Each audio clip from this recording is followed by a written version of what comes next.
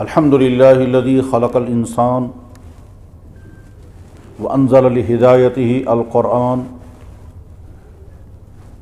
فیہ آیات بینات من الہدی والفرقان والصلاة والسلام علی سیدنا محمد سید الانس والجان وعلی آلہ واصحابہ الذین هم اصحاب الرضوان اما بعد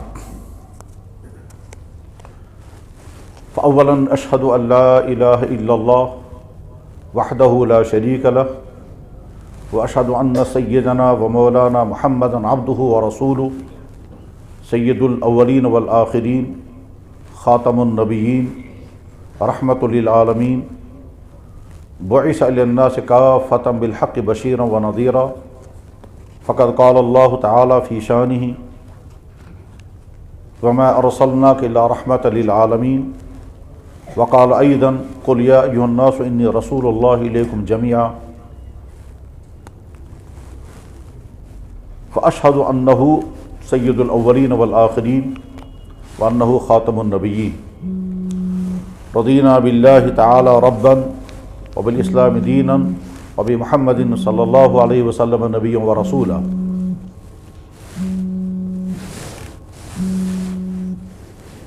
إني أشهد الله أني أشهد أن لا إله إلا الله وإني أشهد الله أني أشهد أن محمد رسول الله على هذه الشهادة نحيا وعليها نموت إن شاء الله ثم إن شاء الله ثم إن شاء الله.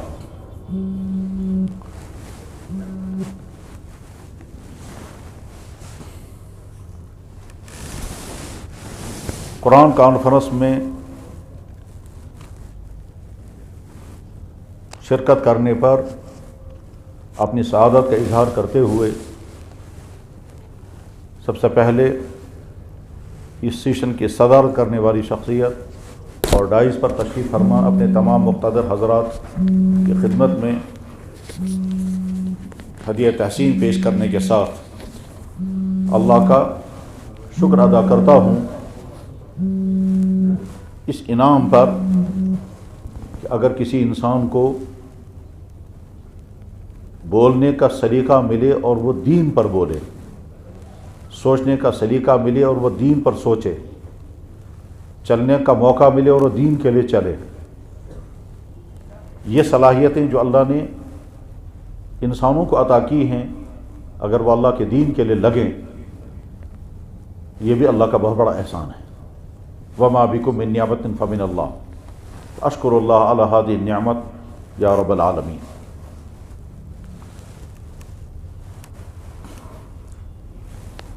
قرآن کانفرنس کے عنوان پر یہ مجلس منعقد ہو رہی ہے چونکہ اس کا آغاز جس بزرگ کے ذریعے سے ہونا تھا وہ نہیں آ سکے اور اس سے پہلے خطبہ استقبالیہ پڑھا جانا چاہیے تھا، اس کو بھی موقوف کرنا پڑا، تو اس لیے میں پہلے منتظمین کو مبارکباد پیش کرتا ہوں اس عنوان پر کہ اس کائنات کے لیے اللہ تعالی شانہ نے کتاب ہدایت ایک ہی بھیجی ہے جو قیامت تک کے لیے، اور وہ ہے قرآن.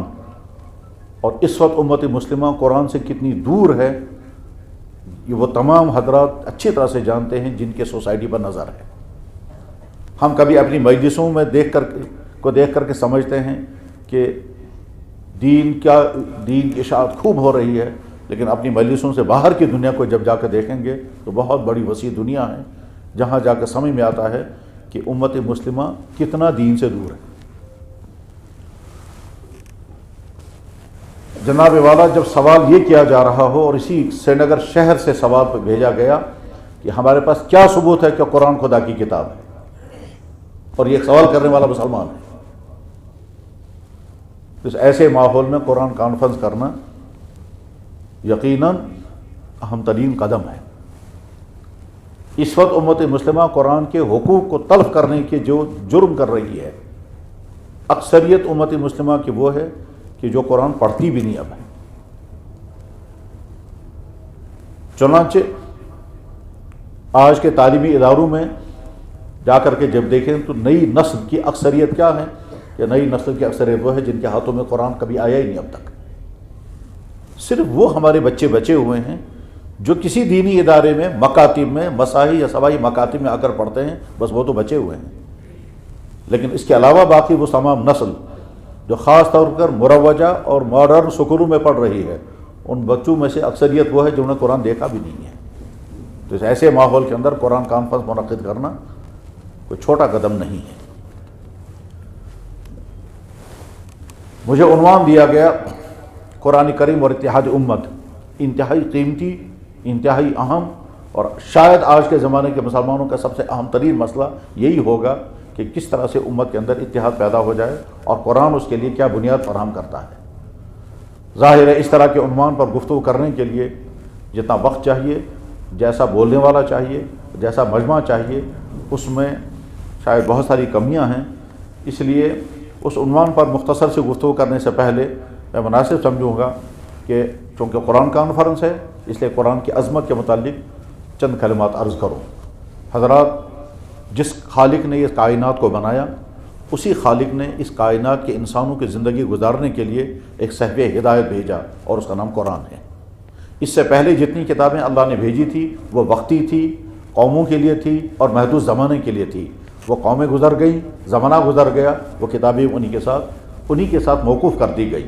تورات، انجیل اور زبور بلا شبہ اللہ کی کتابیں تھیں، مگر ان قوموں کے بعد آج جو دنیا میں تورات، انجیل اور زبور نام کی کتابیں ہیں، وہ کتابیں نہیں ہیں جو اللہ نے بھیجی تھیں۔ قیامت تک کے لیے بھیجی جانے والی کتاب صرف ایک ہی ہے، وہ ہے قرآن۔ اس لیے قرآن کریم کی حفاظت کے بھی اللہ نے وعدہ لیا، اور قرآن محفوظ بھی اور قیامت تک محفوظ رہے گا۔ اللہ جل شانہ نے اسی قرآن کے متعلق خود فرمایا، انا نحن نزلنا الذکر وانا لہ لحافظون۔ بخاری میں روایت ہے، حضرت عمر بن خطاب رضی اللہ تعالیٰ عنہ کی خدمت میں ایک یہودی آیا اور اس نے آ کر کے کہا کہ تمہاری کتاب میں ایک آیت ایسی نازل ہوئی ہے کہ اگر وہ آیت ہمارے ہاں نازل ہوتی تو ہم لاتخذناہ عیدا، ہم اس دن کو جشن کا دن مناتے۔ حضرت فاروق اعظم نے فرمایا کون سی آیت؟ تو انہوں نے کہا الیوم اکملت لکم دینکم واتممت علیکم نعمتی ورضیت لکم الاسلام دینا، یہ آیت تمہاری کتاب میں نازل ہوئی ہے۔ حضرت فاروق اعظم نے جواب میں فرمایا کہ مجھے معلوم ہے یہ آیت کب نازل ہوئی تھی۔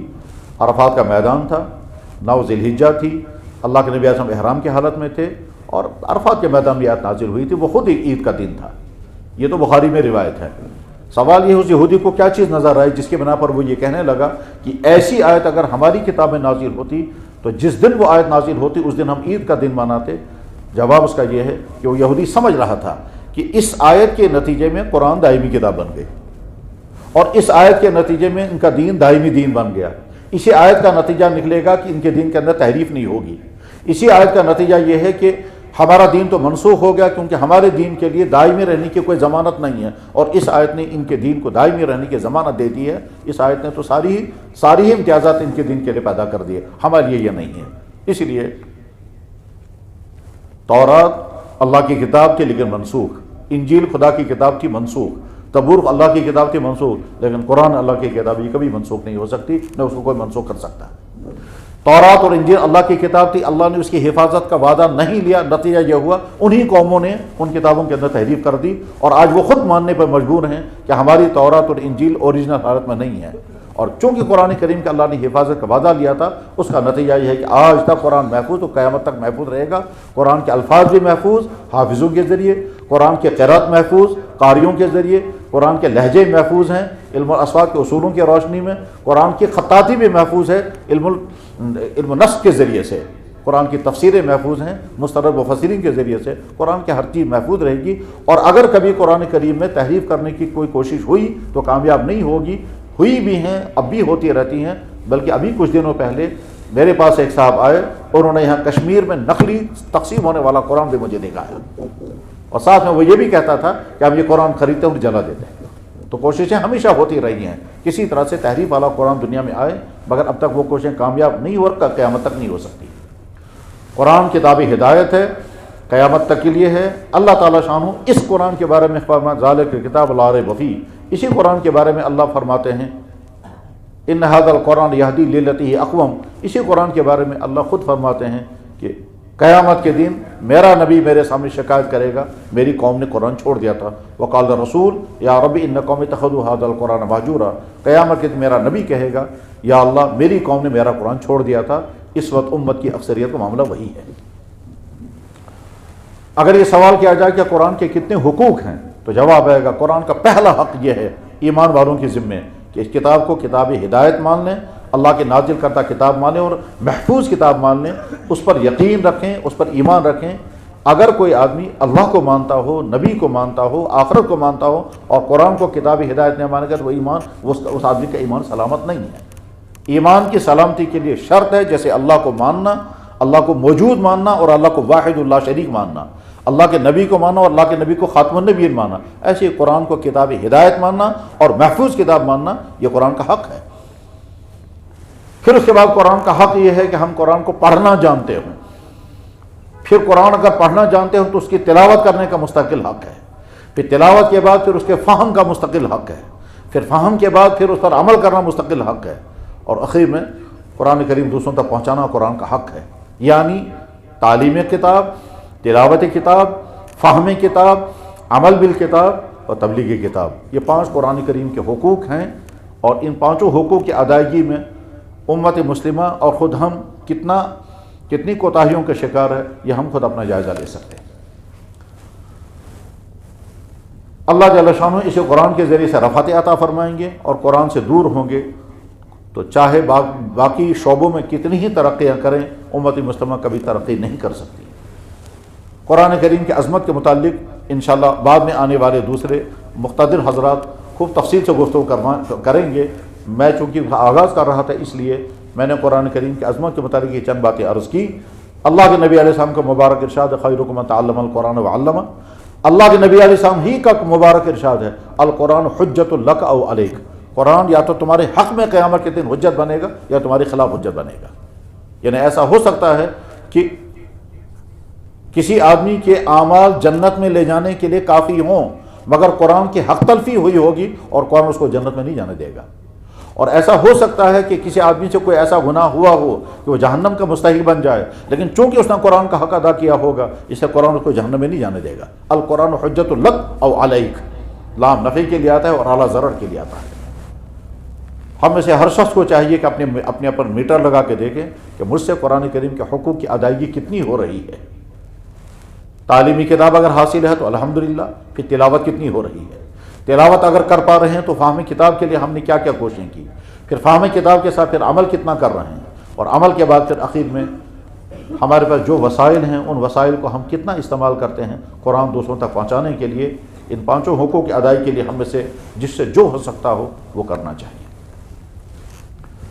حضرات، مجھے منتظمین نے فرمایا کہ قرآن کریم اور اتحادی امت اس پر گفتگو کرنی ہے۔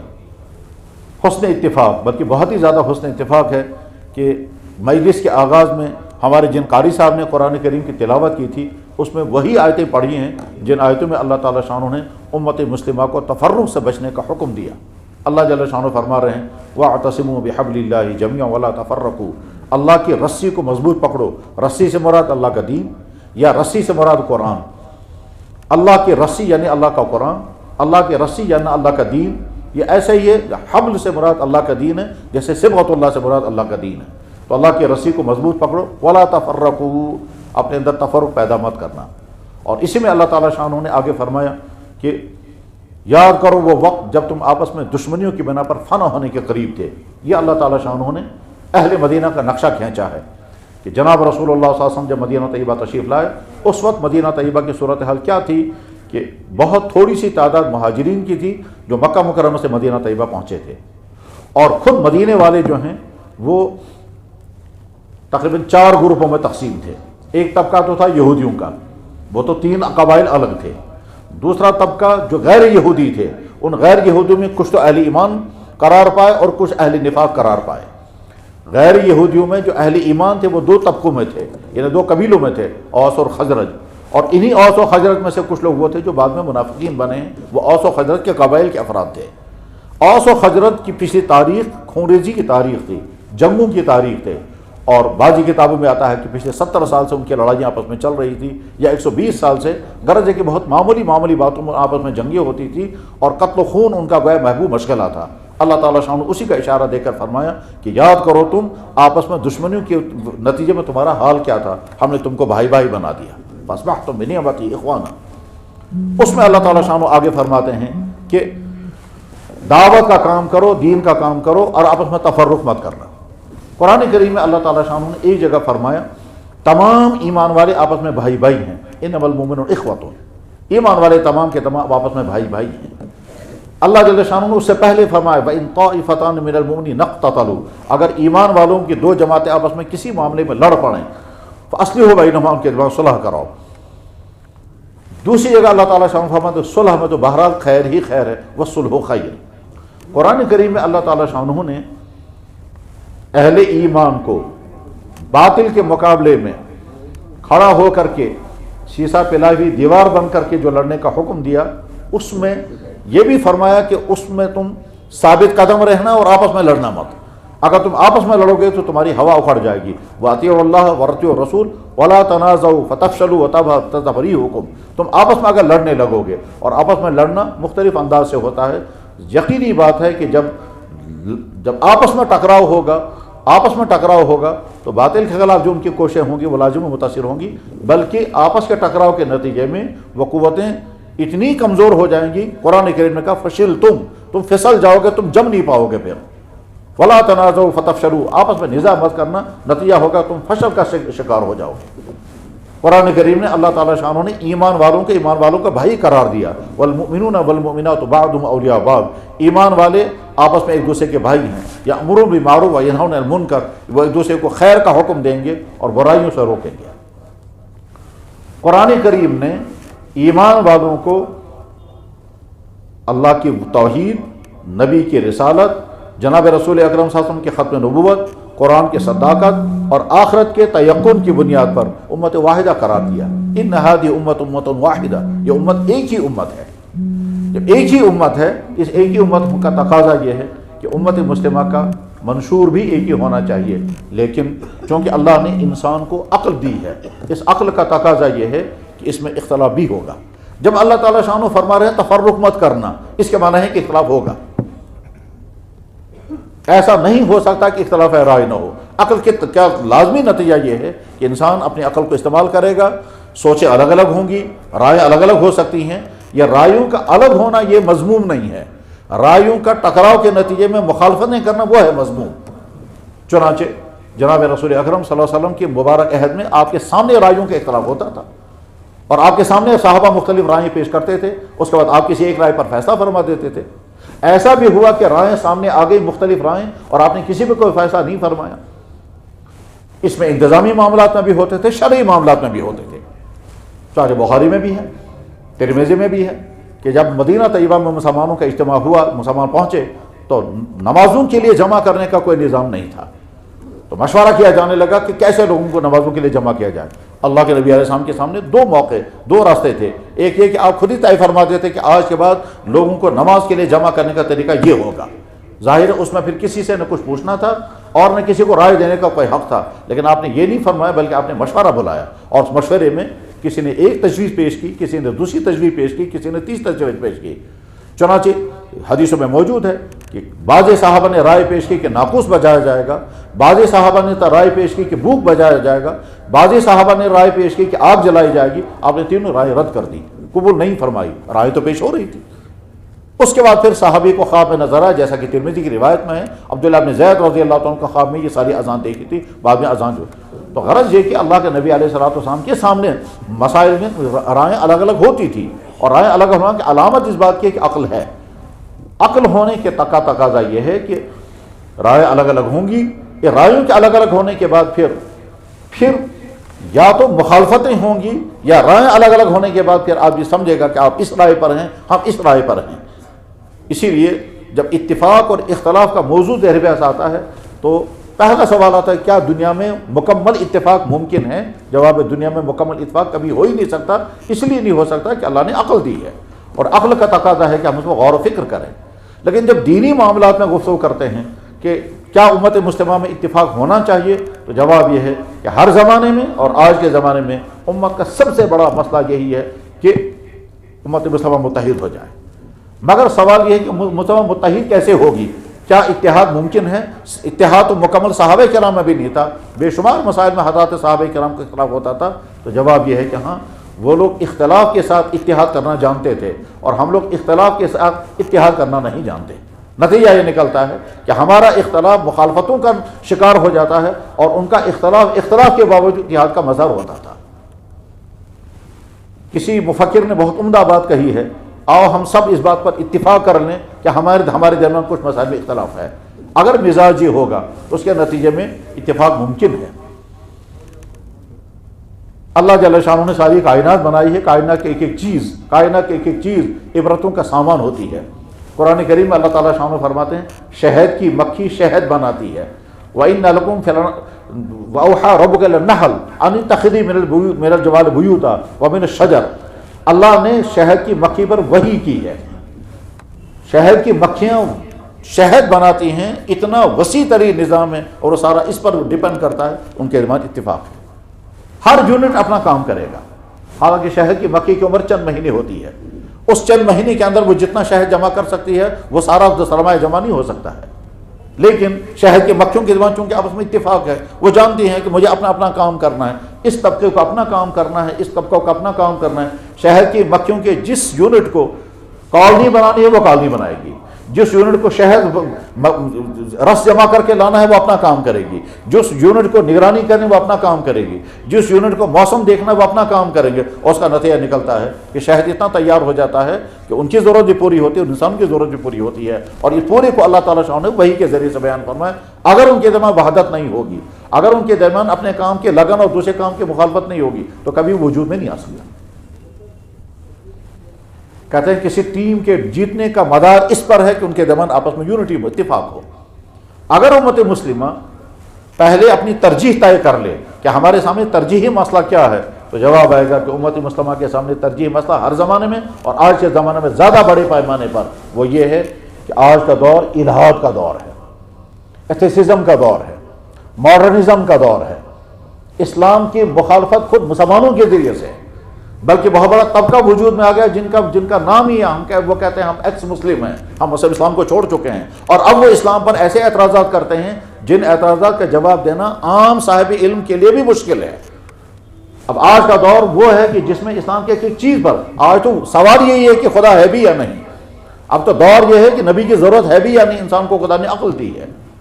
جب دور وہ آ گیا ہے کہ قرآن پر باقاعدہ اعتراضات کی لسٹیں آتی ہیں اور قرآن کو منسوخ کرنے کے منصوبے بنتے ہیں، جب دور یہ آ گیا کہ اسلام آؤٹ آف ڈیٹ ہو چکا ہے، اس کو منسوخ کر دینا چاہیے، اور مسلمان بولنے والے بولتے ہیں، جب یہ چیزیں سامنے ہوں گی تو امت مسلمہ آپس کے وہ چھوٹے چھوٹے مسائل کو بھول جائے گی، لیکن چونکہ ترجیح وہ نہیں ہے، ترجیحات جو ہیں وہ ضمنی مسائل ہیں، اس کے نتیجہ یہ ہے کہ ہماری ساری قوتیں صرف ہو رہی ہیں ان چھوٹے چھوٹے ضمنی مسائل پر۔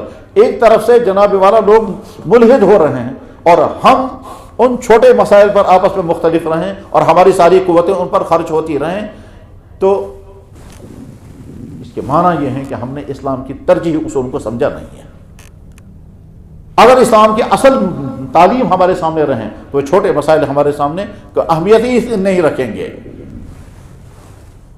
حضرات، صحابہ کرام کا جو نہج تھا وہ نہج کیا تھا؟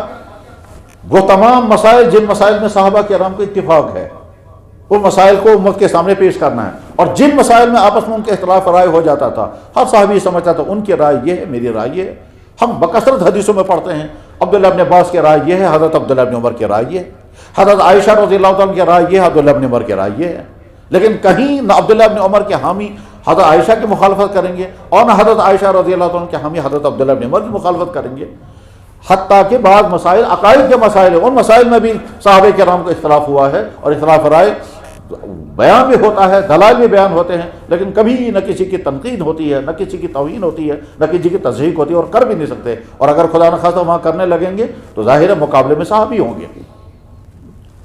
میں ابھی کچھ دنوں پہلے مسئلہ پڑھا رہا تھا کہ معراج کے اندر رؤیت باری ثابت ہے یا نہیں۔ حضرت عائشہ صدیقہ رضی اللہ عنہ سختی کے ساتھ انکار کرتی ہیں اور بخاری میں موجود ہے۔ حضرت عبداللہ ابن عمر رضی اللہ عنہ، عبداللہ ابن عباس رؤیت باری کا قائل ہیں اور وہ دلائل اپنے پیش کرتے ہیں، لیکن ہم کبھی نہیں کہہ سکتے ہیں کہ صاحب حضرت عائشہ رضی اللہ عنہ کی رائے کو ہم نے قبول کیا اور عبداللہ ابن عباس کی رائے کی تقلید کریں، تحقیر کریں، نعوذ باللہ من ذالک، یا عبداللہ ابن عباس رضی اللہ عنہ کی رائے کو اپنا کر کے پھر حضرت عائشہ کی رائے کی تقلید کریں، تحقیر کریں، تصحیح کریں، ہرگز نہیں۔ تو اگر انسانوں کا مزاج یہ ہو کہ ہم علمی حدود کے اندر رہ کر کے بات کو سمجھیں اور پہلے ترجیحات کا تعین کریں۔ ترجیحات کے تعین میں اچھی طرح سے سمجھنا ہوگا کہ وہ تمام مسائل جو فروعات سے متعلق ہیں اور جن میں مسئلہ صرف افضل و غیر افضل کا ہے، اس میں مسئلہ صرف اولا اور غیر اولا کا ہے، وہ تو دین کا بنیادی مسئلہ ہے ہی نہیں، وہ تو بہت بعد کا مسئلہ ہے۔ جناب والا، اگر ہم ایک مسلمان کہتا ہے سرے سے نماز ہی فرض نہیں ہے، تو اگر ہم اس کو نماز کے کسی طریقے پر لانے کے لیے محنت کرنے لگیں گے تو گویا وہ بعد کی محنت ہے۔ پہلے تو یہ محنت ہونی چاہیے کہ یہ نمازی بن جائے۔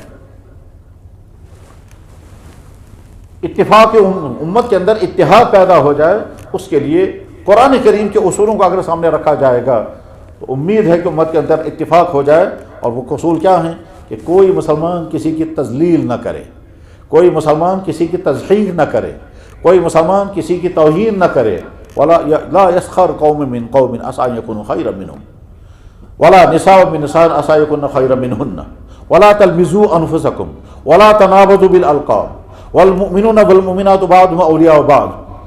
ہمارے ہاں بعض دفعہ مسلکوں کے بحثوں کے دوران وہ تمام حدود پار ہو جاتی ہیں جن حدود کی پابندیاں قرآن کریم میں اللہ تعالیٰ سامنے لگائی، یعنی بد کلامیاں بھی ہوں گی، نازیبہ جملے بولے جائیں گے، الزام تراشیاں ہوں گی، برا بلا کہا جائے گا، اور یہ سارا کو دین کے نام پر ہوتا ہے۔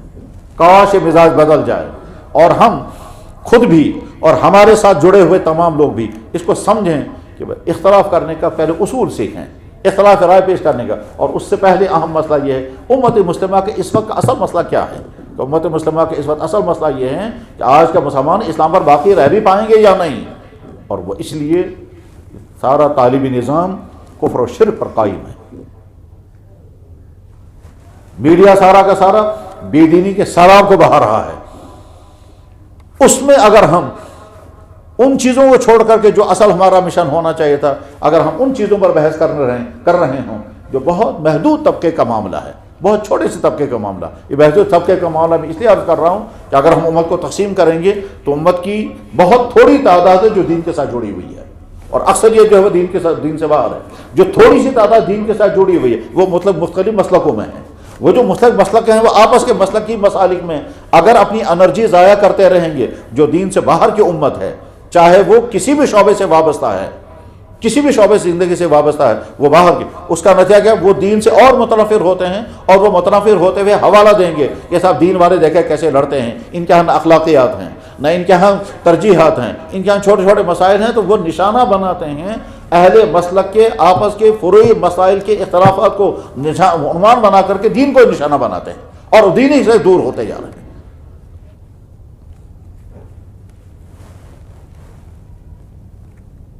میں مثال سے ایک ادارے کی مثال سے شاید بات واضح کر پاؤں گا کہ ایک ادارے میں جو عرب ملک میں فیکٹری تھی جس میں تقریباً 1000 ملازمین ہیں، اور وہاں نماز نہیں ہو رہی تھی۔ یہاں کے بھی کچھ لڑکے وہاں چلے گئے، دوسرے ملکوں کے بھی لڑکے تھے، مینیجر صاحب مسلمان تھے، انہوں نے کہا صاحب تقریباً 800-1000 یہاں ملازمین ہیں اور نمازیں نہیں ہو رہی ہیں، تو نماز پڑھنے کی اجازت دیجیے۔ انہوں نے کہا دیکھو فیکٹری کا کام متاثر ہوگا، یہ الگ فیکٹری کا کام متاثر ہوگا۔ انہوں نے کہا ہم شفٹوں کے ساتھ نمازیں پڑھیں گے، مگر نمازوں کی اجازت دے دیجیے۔ مینیجر صاحب نے یہ الاؤ کر دیا کہ لگا ٹھیک ہے، آج کے بعد فلاں حال میں نمازیں ادا ہونے لگیں گی۔ نمازیں شروع ہو گئی۔ نمازیں شروع ہونے کے بعد پھر جو ہی وہاں نمازیں شروع ہو گئی تو وہاں اختلاف شروع ہو گیا۔ کس بات پر اختلاف ہوا؟ کچھ بھائیوں نے کہا کہ نماز ہم پڑھیں گے پاؤں میں لا کر، کچھ بھائیوں نے کہا نہیں پاؤں کو دور دور رکھنا ہے۔ یہ اختلاف بڑھتے بڑھتے لڑائی ہو گئی اور آرڈر نکل گیا کہ آج کے بعد فیکٹری کے اندر کوئی نماز نہیں ہوگی۔ مسئلہ کتنا تھا؟ پاؤں ملا کر کے نماز پڑھنی ہے یا پاؤں کو دور رکھ کر کے نماز پڑھیں؟ اس اختلاف نے نتیجہ کیا نا پوری فیکٹری کے اندر نمازی بند کرا۔ غرض یہ کہ یہ ہے وہ صورتحال جو صورتحال بدلنے کی ضرورت ہے۔ اگر یہ صورتحال بدل جائے اور ہم سمجھیں کہ بھائی یہ تو اولا غیر اولا کا مسئلہ ہے، اس اولا غیر مسئلے کو اگر ایک آدمی ایک چیز کو اولا سمجھتا ہے وہ اس پر عمل کرے، اور یہ آدمی اس کو اولا نہیں سمجھتا ہے اس پر عمل کرے، لڑنے کی کوئی بات۔ لیکن جہاں اصولوں کی بات ہوگی، بلکہ کتابوں میں تو یہ بھی لکھا ہے کہ اگر اصولوں میں اختلاف ہو جائے، اس اصولوں کے اختلاف کو بھی اپنے دلائل کے ساتھ مسئلہ پیش کر دینا چاہیے، اور اگلا والا اس کو قبول کرتا ہے تو بہت اچھا، اور اگر اگلا کو قبول نہیں کرتا ہے تو اپنے اصول پر قائم رہے گا، بجائے اس کے کہ ہم آپس میں اختلاف کرتے رہیں۔ اس سلسلے میں چونکہ میرا وقت ختم ہو گیا ہے، مجھے 12 بجے ختم کرنا تھا، میں ایک واقعہ بیان کر کے اپنی بات ختم کرتا ہوں، اور واقعہ ہمارے لیے مینار نور ہے اور سرب بصیرت ہے۔ جناب رسول اللہ صلی اللہ علیہ وسلم نے حج فرمایا، آپ علیہ الصلوۃ والسلام نے حج